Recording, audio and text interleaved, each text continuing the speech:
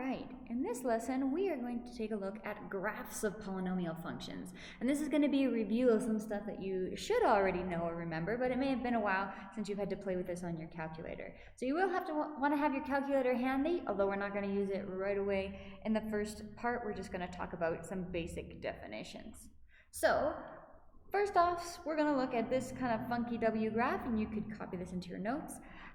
More or less, we don't care exactly at what points things cross the axis or anything like that, but the idea, this funky polynomial graph, you want to have in your notes to be able to label. And we're going to look at, first off, things called extrema. If you remember extrema, think of the word extreme. These are your maximum and minimum points. And there are actually two kinds of maximums and minimums, and well, two kinds of maximums and two kinds of minimums, you could say. We have absolute maximums or minimums and relative maximums and minimums. The absolute maximums is the absolute highest point on the entire graph. And correspondingly then, your absolute minimum would be the absolute lowest point on your entire graph. So if we look at the example graph that we've got going on here, we're looking for an absolute highest point on our entire graph. In this case, I've got arrows coming off both ends of my function. They keep going up and up and up forever and ever. If we're thinking in behavior, we're going to infinity on both sides. That means we actually have no absolute maximum point. There is no absolute highest that we ever get because these are going off to infinity. So on this particular graph, no absolute max. But if we're looking for the absolute lowest point on our entire graph, if we follow this along, the lowest point on our graph is going to be down here. This would be my absolute minimum. Absolute minimum point, the lowest that my graph ever gets. So those are my absolutes, the very highest and the very lowest point on the entire graph. And then I also have relative, or also called local maximums or minimums. And this is the highest or the lowest point that we get to in that particular area. So in the case of a local maximum, that would be like the top of a hill. So if I'm looking at this graph that I got going on, I got a relative maximum. Here would be the top of a hill, and here would be the top of the hill, so these would both be relative max points here and there. On the other hand, your relative minimum is going to be the lowest point in that area, or you could call that maybe the bottom of the valley. So if we're taking a look at this particular graph, I've got a couple bottoms of a valley. I've got one here, I've got one here, and technically my absolute minimum is also the bottom of a valley, but I'm not going to classify it as an relative minimum because it's actually the absolute. So I've got relative minimums in two spots, right here and right there. So bottom of a valley, over here, this one happens to be also the absolute minimum. So if you need to pause the video for a second, copy down some of those definitions or remind yourselves, draw the graph so you have something to refer back to, go ahead and do that, and then we're going to keep going. So no calculator stuff yet. Let's take a look at a word problem that says, suppose we have a piece of cardboard that is 45 centimeters by 30 centimeters, and we want to use it to construct an open top box by cutting out congruent squares from each corner. So here I've got a nice little diagram to refer to. So 45 centimeters by 30 centimeters, this is a flat piece of cardboard still. So my 45 centimeters is probably going to be the longer side. All the way from here to here, this would be my 45 centimeters. And up and down, this would be my 30 centimeters. So this would be one whole piece of cardboard, and you imagine cutting out these corners so that you could fold up the sides on these dotted lines. So if I could fold these up to make myself a cardboard box. So fold up the sides, and it's going to be an open topped box, meaning no top on the box. It will have a bottom on the box, but this is like open here. I can see into the box, and then I have my sides going on here. And so I want to make this box, and I got to figure out, it says express the dimensions of the box in terms of x. So x is how much of the corner that we're cutting out. So hopefully you can see that the dimensions of this box, if I'm folding up along these dotted lines, this side here would be the whole 45 minus an x here and minus an x on this side. So this would be, for this side, 45 minus 2 x's, which is going to be this side here, 45 minus 2 x's. This shorter side here would be my 30 centimeters minus this x here minus this x here. So this is going to be 30 minus 2x. Let's call that this side here, 30 minus 2x. And the height of my box when I fold up these sides is actually going to be x. It's going to be x high on here. So the dimensions of the box in terms of x would be 45 minus 2x by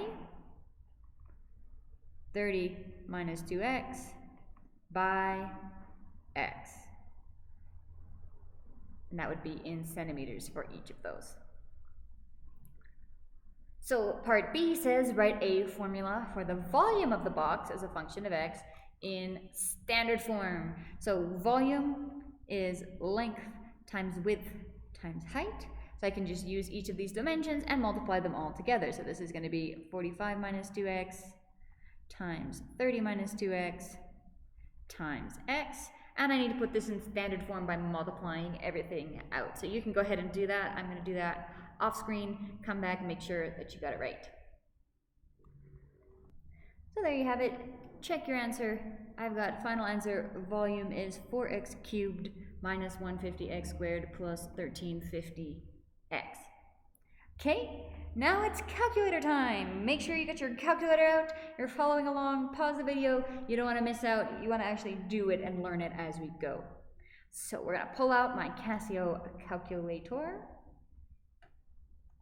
And the instructions say, estimate the value of x that would maximize the volume of the box. So if I want to maximize the volume of the box, thinking back to my extrema from up here, I want to find the absolute maximum, if there is one. If there's no absolute maximum, then I need to find whatever relative maximum I can find. But hopefully there's an absolute because I want to maximize the area of my box. And in order to do that, I'm going to graph this equation. So on your Casio calculator, that means you're going to hit your menu button and go to menu number 5, which is graph. And then I have something in here, so I'm just going to delete that out. Yep, gone.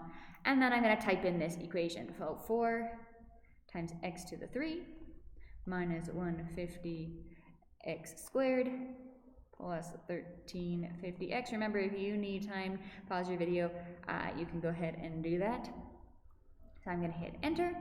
And then I'm going to default my V window to my standard V window STD just to start with, because I don't know what this is going to look like. So I'll hit enter again, and I'm going to draw it.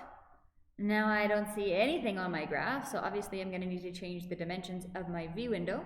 Guess my volume is going to be a whole lot bigger. So if I go back to my V window, maybe I try, I'm looking for a maximum, so I'm going to, and I'm also looking for a positive x value. So I might up this, maybe let's say maximum x max 50, and let's go y max 100. That's going pretty high, but we're going to see if anything appears on my graph. Where is my graph anyway?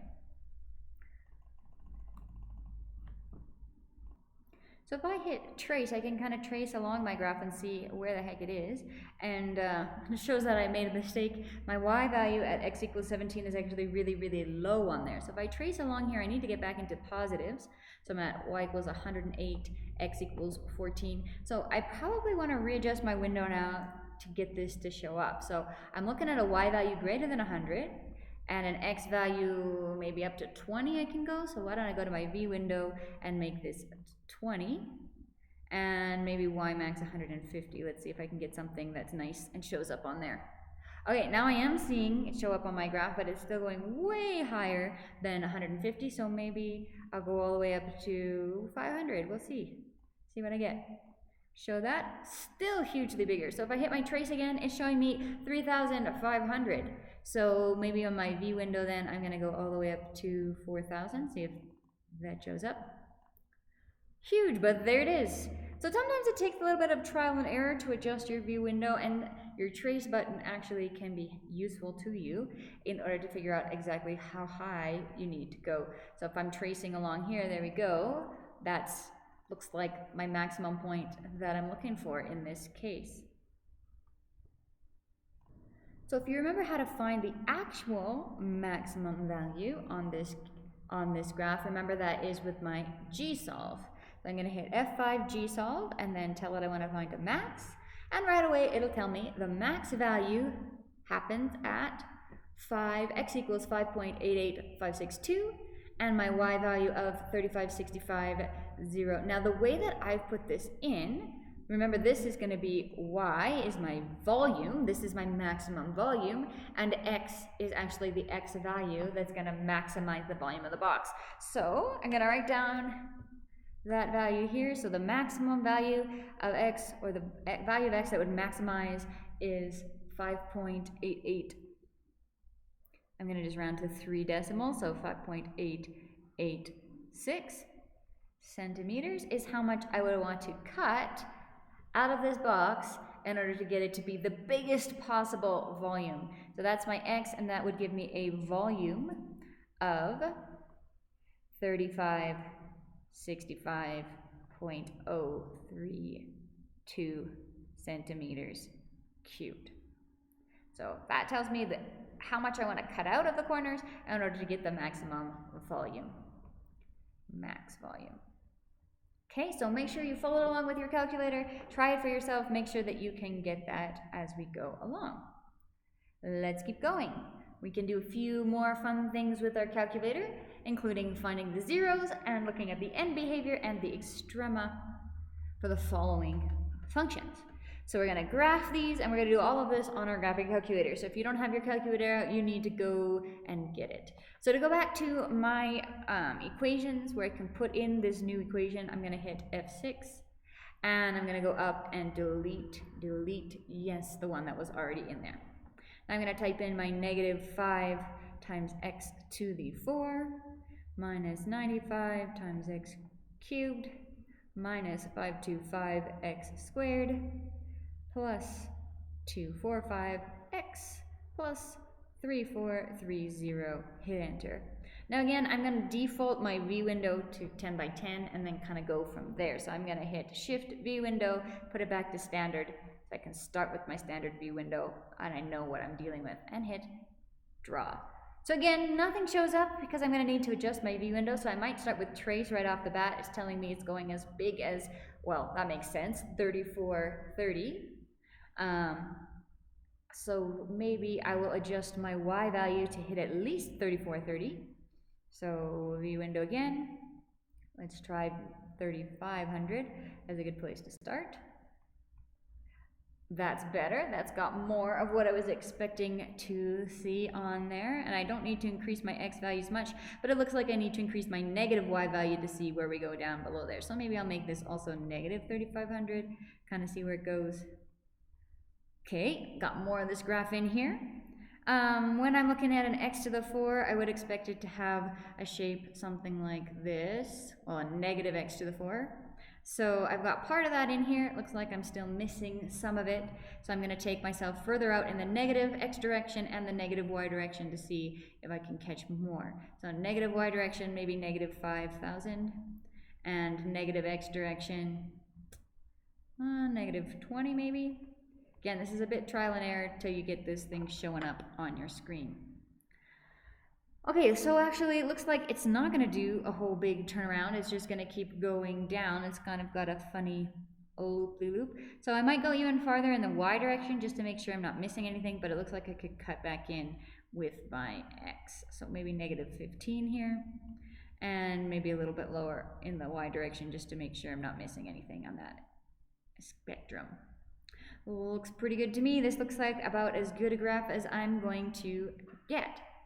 So from this then, I want to be able to find the zeros, the end behavior, and the extrema or extrema.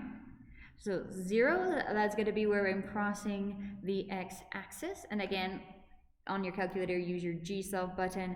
They are called roots. So zeros equals root. So on my calculator then I'm going to choose this root, and it tells me one of my roots is at x equals negative 3.0, negative 3.095. And if I hit my over arrow, it will give me the next root as being 2.27. Well, it's going to be 295, so 280 if I round it to 3 decimal places. So those are going to be my roots where I'm crossing my x-axis. Then I need my end behavior. So looking at this graph, I can see that as x goes to negative infinity, remember that means as x gets really, really small, really, really negative, I am heading downward off the graph. So this is going to be my f of x is also going to negative infinity. So x going to infinity, this is my left side end behavior. My graph goes off the bottom. And as x gets really, really big, as x goes to positive infinity, my graph also goes off the bottom. So f of x is still going to negative infinity off the bottom of my graph, lower and lower and lower and lower and lower. So that's my end behavior.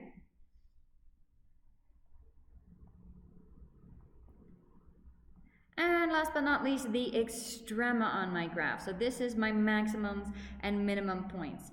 So I can see one right up here at the top of my graph. This is going to be my absolute. This is the absolute maximum point.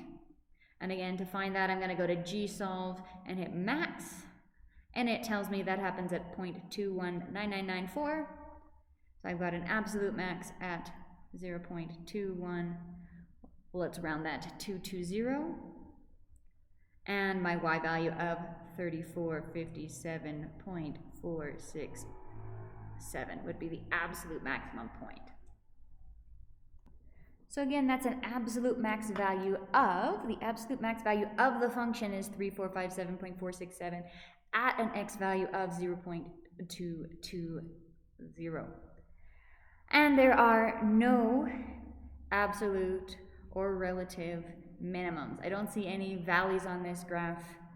It never comes, even though it bends a little bit here, never get an actual valley. So no absolute or relative minimums. All right, one more example for you. Just using your calculator. So go back to g of t, delete what you got in there, and then type in negative 4x to the 3 plus 72.6x squared minus 327.2x plus 430.5. Hit enter. Gonna change my V window again to be back to standard. Hit enter, draw it. Okay, I got a little bit of it showing here, so it looks like I'm gonna need to go up higher in order to get this showing on here, and I might even hit trace to get an idea. I need to go at least as high as 430, so maybe I'll go as high as 500 and see where that gets me. So y max 500, hit enter, take a look. Okay, that's getting me closer. Looks like I might want to go just a little bit higher to get an idea of what's up above here, and a little bit more off to the right, make my x max higher, and my y minimum, well, I'm not sure exactly how low that's going to go there, but maybe I can check that out. Do I need to go any lower on this graph? -4, -5, no, probably not. Looks like it's only going into -4 or 5. So I'm going to go farther off to the right. That's a higher x max, so maybe 20. We'll try that. And a higher y max just to see what's happening a little higher up. Okay, so that looks like a pretty good view of my function. I could go a little lower, maybe just to get a picture of that tail there, maybe down to -50. That looks like a pretty good picture of my graph, and now I need to find all those different things. So I need to find the zeros, which was called the root. So I go to gsolve, root, and it's telling me the first root is, or the first zero is x equals 2.608. If I mouse over, it tells me another root at 3.398, rounding to 3 decimals. Over one more time, telling me a third root at 12.144, rounded. Okay, so again, you can go back and forth between the different roots using these buttons here on your calculator screen. So those are my zeros. Then I needed my, what did I need next? My end behavior, I believe.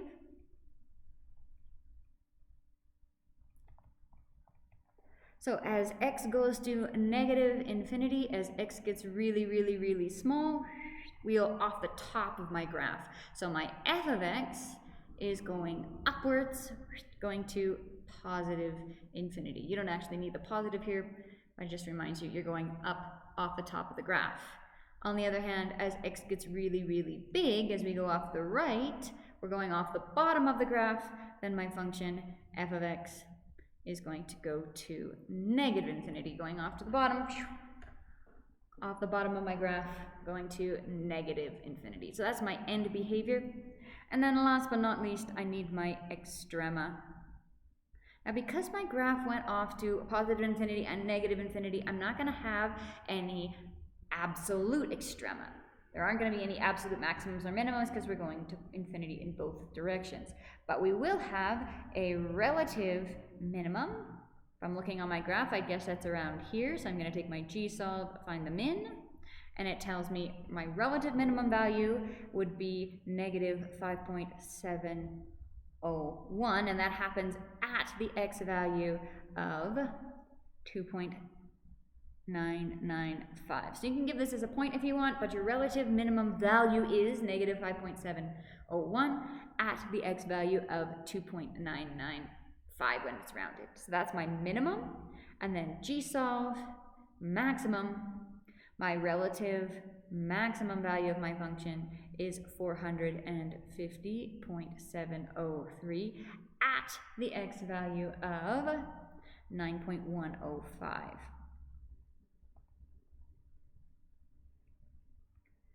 Okay, so that's using your calculator to find the absolute and relative maximums and minimums, zeros. The end behavior, you're just looking at your graph to get an idea of what's going on at the ends.